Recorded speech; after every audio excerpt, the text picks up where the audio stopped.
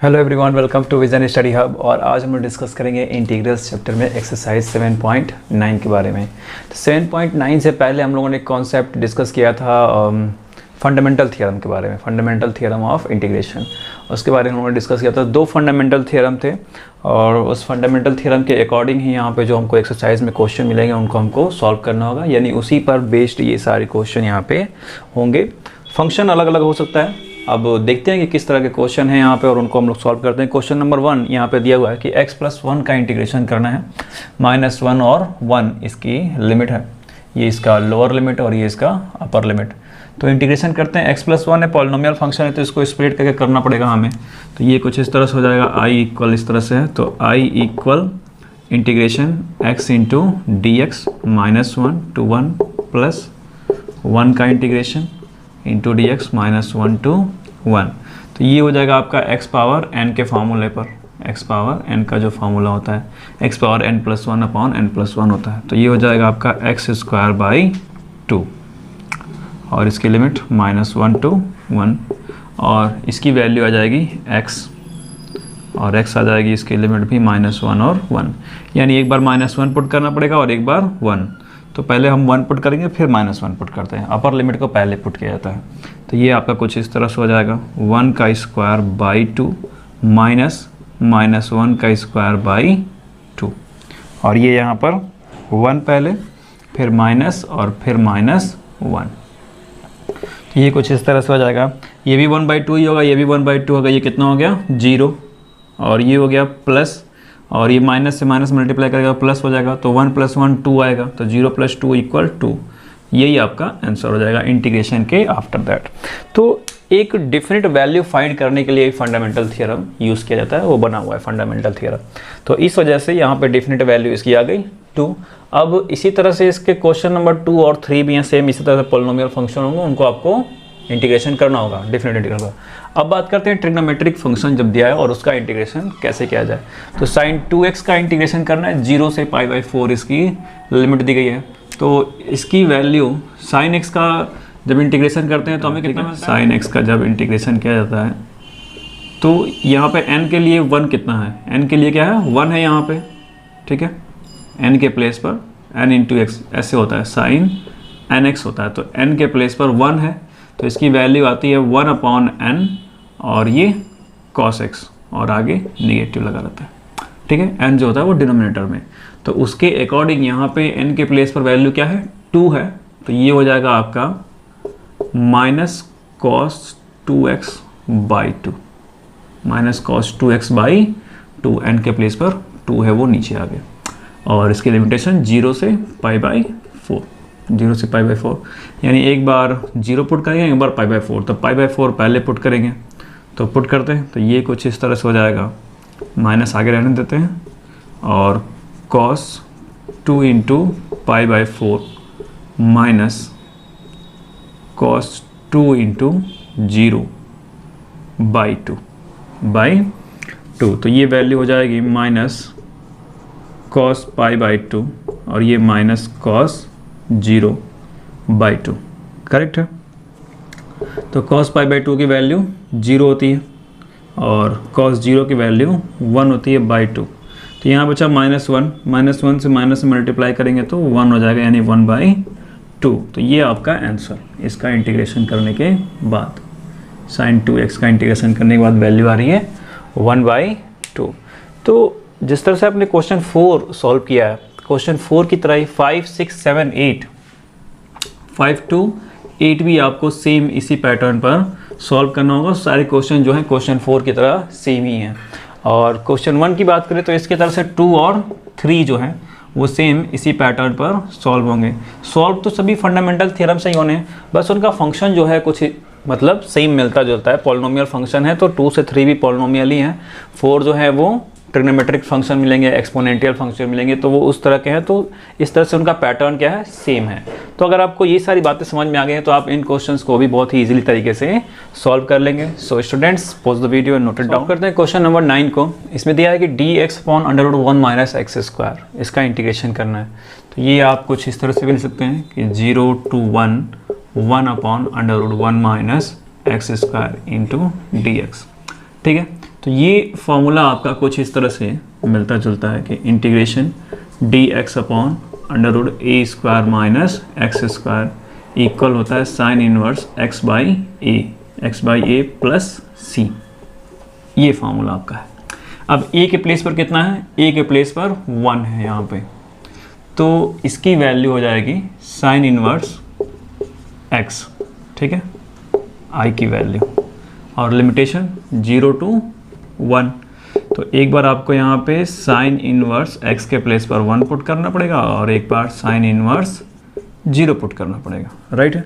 तो sine inverse 1 जो है वो π/2 की वैल्यू होती है, π/2 पे 1 आता है इसकी वैल्यू, कुछ इस तरह से साइन π/2 इक्वल 1, ये साइन उधर जाएगा तो π/2 इक्वल साइन इनवर्स 1, यानी कि इसके प्लेस पर ये राइट कर सकते हैं, साइन इनवर्स 1 के प्लेस पर π/2, और साइन इनवर्स 0 ये 0 की वैल्यू होती है, साइन 0 की वैल्यू 0 आती है तो ये 0 की वैल्यू, यानी कि ये वैल्यू हो गई π/2, आई इक्वल π/2।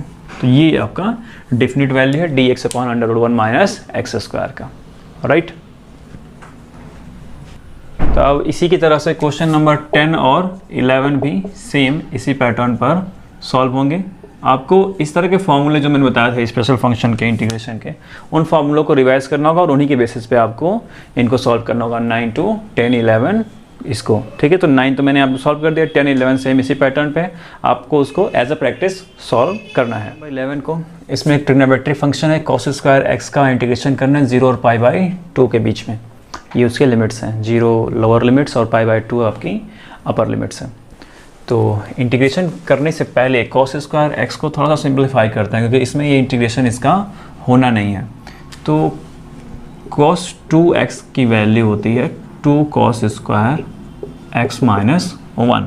तो यहाँ से -1 को उधर ले जाएंगे और 2 जो मल्टीप्लाई कर रहा है उसको इधर लाएंगे, तो cos स्क्वायर x इक्वल मिलेगा 1 प्लस cos 2x/2, यानी कि इसको पुट किया जाएगा इसके प्लेस पर। तो i इक्वल कुछ इस तरह से हो जाएगा 1 plus cos 2x/2 into dx 0 से π/2 के बीच में, ठीक है। ये हो गया 0 से π/2 के बीच में इसका इंटीग्रेशन। अब इसको इंटीग्रेशन करने के लिए थोड़ा सा अलग अलग करेंगे, तो 2 1 के साथ भी जाएगा, cos 2x/2 के साथ भी जाएगा। तो ये कुछ इस तरह से हो जाएगा आपका 1/2 इंटू dx, ये 0 से π/2। तो 1/2 का बाहर निकालेंगे तो यहाँ से आपका 1 ही बचेगा, तो यहाँ 1/2 और प्लस 1/2 और ये आपका हो जाएगा cos 2x इंटू dx 0 से π/2 के बीच में, ठीक है। अब आपको इंटीग्रेशन करना है इनका। तो 1 का इंटीग्रेशन करने का क्या मिलेगा आपको, i इक्वल x मिल जाएगा, ठीक है। 0 से π/2 आपको पुट करना है, 1/2 आगे था, आगे मैंने यहाँ पे पुट कर दिया, प्लस यहाँ भी 1/2 cos 2x का इंटीग्रेशन करेंगे तो आपको मिलेगा sin 2x/2। क्या मिलेगा, sin 2x/2 0 से π/2 के बीच में, ओके। मैंने बताया कि आपको 1/n होता है, 1/n sin x होता है, तो n के प्लेस पर यहाँ पे 2 है, क्या है, 2 है यहाँ पे n के प्लेस पर, तो वो 1/n के लिए नीचे आ जाएगा, राइट। अब ये यहाँ से आप 1/2 बाहर लेते आएंगे या 1/2 को यहाँ भी रहने दे तो भी ठीक है, कोई दिक्कत नहीं है। तो अगर 1/2 को लाते हैं तो 1/4 हो जाना है वो, 2 और x के प्लेस पर π/2 पुट करेंगे एक बार और एक बार 0, राइट। और ये 1/2 यहाँ से बाहर आया तो 1/4 हो गया, और यहाँ पे sin 2 x के प्लेस पर एक बार π/2 और एक बार sin 2 इंटू एक्स के प्लेस पर 0, ठीक है। तो ये π/2 और ऐसे ही रहेगा, तो ये कुल मिला के मल्टीप्लाई 1/2 से करेंगे तो π/4 हो जाएगा, और यहाँ 1/4 और ये 2 से 2 कैंसिल इधर का, ठीक है, एंगल में ही है, और ये वैल्यू पूरी की पूरी 0। तो ये हो गया sin π माइनस sin 0, ठीक है। तो π/4 प्लस 1/4, तो sin π की वैल्यू भी 0 होती है, sin 0 की वैल्यू भी 0 होती है, तो ये पूरा पोर्शन यहाँ से यहाँ तक क्या हो गया, 0 हो गया। तो मिला क्या आपको सिर्फ π/4, तो i इक्वल π/4, यही वैल्यू है इसका cos स्क्वायर x का इंटीग्रेशन करने के बाद। किसके बीच में, 0 से π/2 के बीच में इसका इंटीग्रेशन हुआ, 0 से π/2 पे ये कॉन्टिन्यूअस होगा। ठीक है, ये इसका क्लोज्ड इंटरवल 0 से π/2 पे ये कॉन्टिन्यूस होना है, ठीक है, इतना याद रखिएगा। कभी भी आपसे क्वेश्चन पूछा जा सकता है कि cos स्क्वायर x की जो लिमिट्स दी गई हैं ये क्या है, क्या इस पर कॉन्टिन्यूस है या नहीं है, तो ये आप बता सकते हैं कि हाँ ये जो लिमिट्स दी गई है इसी पे ये कॉन्टिन्यूस होता है, यानी कि इसकी वैल्यू जो भी आएगी वो 0 से π/2 के बीच में ही आनी है, ठीक है। तो π/4 भी आया तो वो 0 से π/2 के बीच में ही है। सॉल्व करते हैं क्वेश्चन नंबर 13 को। 13 नंबर क्वेश्चन बहुत ही इंपॉर्टेंट क्वेश्चन है। इंपॉर्टेंट इसलिए कि इसके बाद के जितने क्वेश्चन आने वाले हैं वो सेम इसी पैटर्न पे सॉल्व होंगे, और इसका पैटर्न क्या है इसके सॉल्यूशन का वो जरा यहाँ पे देखते हैं कैसे होगा। यहाँ पे दिया है x into D x upon x square plus 1, यानी कि ये x upon x square plus 1 है, कुछ इस तरह से आप इसको राइट कर सकते हैं, x upon x square plus 1 into D x 2 और 3 इसकी लिमिट है। तो यहाँ पे हमें लेट करना पड़ता है, बिना लेट किए ये सॉल्व नहीं होगा। तो let be x square plus 1 equal t, और तब इसका हम डिफ्रेंशिएशन करेंगे। इनडेफिनिट इंटीग्रल में इस तरह का क्वेश्चन हम लोग सॉल्व कर चुके हैं।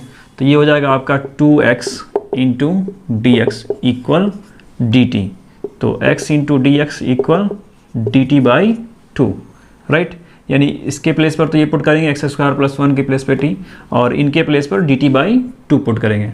बट इम्पॉर्टेंट ये है कि ये जो आपकी लिमिट दी गई है ये तो x के लिए है, अब आपने t इसको लेट कर लिया तो t के लिए क्या इसकी लिमिट हो गई, ठीक है, क्योंकि चीज़ें तो बदल गई ना। X square plus 1 equal directly आप t ले रहे हैं, फिर x into D x equal D T by 2 ले रहे हैं, तो अब ये t के टर्म में आ गया, और फिर आप इसका इंटीग्रेशन t के रिस्पेक्ट में करेंगे। तो t के रिस्पेक्ट में करेंगे तो लिमिट्स भी इसकी बदलनी चाहिए, तो लिमिट्स जो हैं उसी को हम पुट करके देखते हैं। तो एक बार when x equal 2, x equal जब 2 पुट करेंगे तब t इक्वल कितना हो जाएगा 2 का स्क्वायर प्लस 1, यहाँ पुट करना है आपको, ठीक है। तो 2 स्क्वायर प्लस 1 कितना हो गया 5, 2 2 4, 4 प्लस 1 5, और x इक्वल 3, तो t इक्वल 3 का स्क्वायर प्लस 1, यानी 3 3 9, 9 प्लस 1 10। अब t की दो वैल्यू आपको मिल गई 5 और 10, और अब आप इसका इंटीग्रेशन कुछ इस तरह से करेंगे, ध्यान दीजिएगा।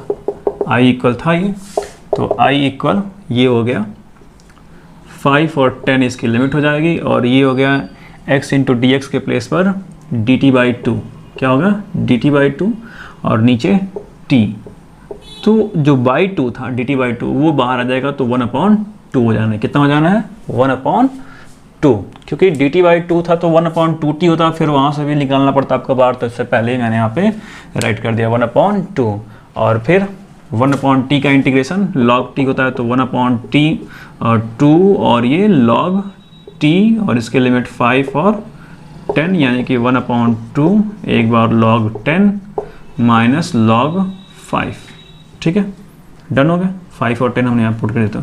तो अब log के फॉर्मूले के अकॉर्डिंग ये हो जाएगा 1/2 log 10/5, ठीक है, i की वैल्यू। तो i इक्वल ये कैंसिल करेंगे तो 1/2 log 2 मिलेगा, यही आपका आंसर है 1/2 log 2। तो यहाँ पे जो सबसे इम्पॉर्टेंट चीज़ थी कि आपको यहाँ पे लिमिट चेंज करनी थी, क्योंकि आप यहाँ पे x को t के टर्म में ला रहे थे, तो आपको x वाली लिमिट जो है उसको पुट करनी थी जहाँ पे आपने जिस तरह से लेट किया, उसके अकॉर्डिंग आपको t की लिमिट लानी थी, और वही t की लिमिट आप यहाँ पे पुट करेंगे और उसी को यहाँ पर अप्लाई भी करेंगे, फिर जो वैल्यू आएगी वही आपका आंसर होना है। तो इतनी बात अगर आपको समझ में आ गई है तो 13 के बाद के जितने भी क्वेश्चन हैं, यानी 14 से लेकर 22 तक, सब इसी पैटर्न पर होने हैं, सेम इसी पैटर्न पर सॉल्व होने इसी तरह से। तो यहाँ पे polynomial function, trigonometric function, exponential function ये दे दी जाएगी, बट आपका पैटर्न जो है इसी तरह से होना है। आप अगर लिमिट उसकी चेंज करनी पड़ेगी आपको वहाँ पे, जब आप उसका लेट कर ले रहे हैं, जो भी पॉलिनोमियल फंक्शन है ट्रिग्नोमेट्रिक है उसको लेट करके दूसरे टर्म में ला रहे हैं, तो आपको उसकी लिमिट भी चेंज करनी पड़ेगी उसी के अकॉर्डिंग जिस तरह से आप उसको लेट कर रहे हैं। यानी कि t equal x square plus 1 रख रहे हैं, तो x के प्लेस पर ही इसकी जो लिमिट थी 2 और 3 उसी को पुट करके फिर आपको दिखाना पड़ेगा। तो यही यहाँ पे इंपॉर्टेंट चीज़ है, यही इसका लॉजिक भी है, यही इसका मेथड भी है, यही इसका ट्रिक भी है। जो आप कहना चाहें अपने अकॉर्डिंग आप कह सकते हैं कि जो उसकी लिमिट दी गई है उसी लिमिट को आपको जो अपने लेट किया है उसी में पुट करना पड़ेगा, तो नई लिमिट्स आपको मिल जाएंगी और वही लिमिट आपको उसमें अप्लाई करना पड़ेगा, पुट करना पड़ेगा, फिर आपकी आंसर आ जानी है वहाँ पे। तो 13 के बाद 14 to 22 सब इसी पैटर्न पे होना है। So students pause the video and note it down.